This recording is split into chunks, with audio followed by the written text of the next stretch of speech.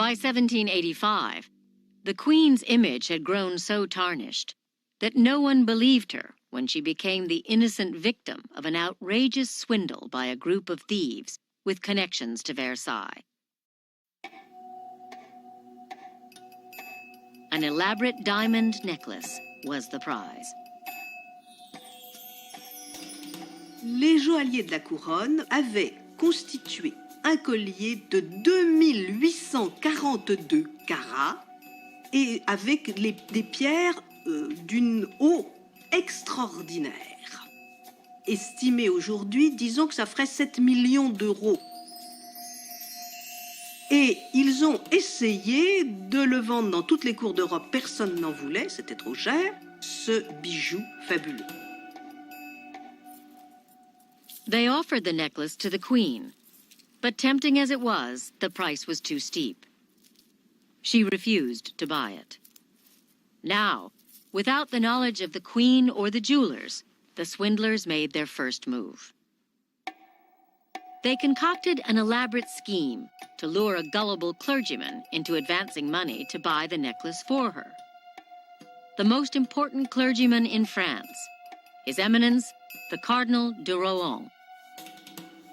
Ambitious, fatuous, the Cardinal was the dupe at the swindle's center. Too rich, too stupid, too vain. A tiny brain the size of a flea. The Queen detested him, rarely deigned to glance his way. But when the swindlers told him she wanted to meet in secret in the park at Versailles, he believed them. He would do anything to win her favor. That night, a woman dressed in white glided out of a grove of dark pines. Blinded by his desire to prove his devotion, the Cardinal was convinced it was the Queen herself. He never knew that the woman behind the broad-brimmed hat was a prostitute. Maybe he's in love with her, maybe he's not. But he wants to be in her good graces. The Cardinal bowed and kissed the hem of the prostitute's dress.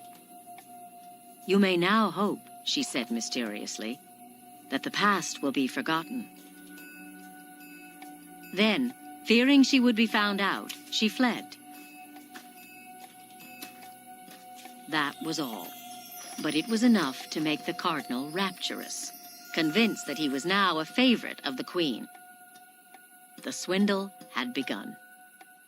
It was such a kind of a cock-up, as we say in Britain, of such massive, mind-blowing proportions that words and thoughts fail us. The swindlers told the Cardinal that the Queen would be forever in his debt if he would buy the necklace for her. She would, they assured him, return his money later. We think, how could he have possibly been taken in? We have to remember that he was desperate to get into the Queen's good graces, and when he was told this is what she'd like you to buy the necklace and then she'll pay you back, it fitted in with what he wanted to hear. The Cardinal bought the necklace and turned it over to the swindlers, who promised to deliver it to the Queen. It never reached her. The thieves made off with the diamonds, leaving the Cardinal with nowhere to turn when the money came due. When the web of lies finally came unstrung, the Queen was outraged.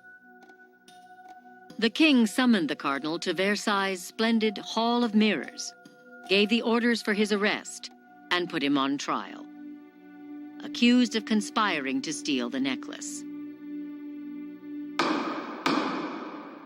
The judges deliberated for 16 hours. The Cardinal belonged to one of the greatest noble families in France. He was innocent, the judges ruled, without a stain upon his character.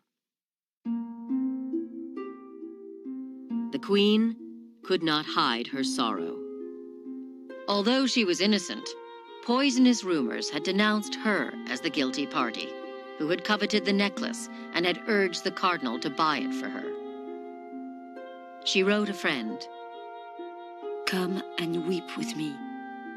The judgment that has just been pronounced is an atrocious insult. I am bathed in tears of grief and despair. This is really the story of a woman who has to grow up very fast, and she does so in fits and starts. There are various moments in her career where there is an incredible sobering up and wising up, and the aftermath of the affaire du collier, the diamond necklace affair, is one of those moments. Marie Antoinette had been blameless. But the verdict was a ringing denunciation of her way of life. I think the diamond necklace affair was made possible because Marie Antoinette was already seen as somebody who would do anything to get a new diamond.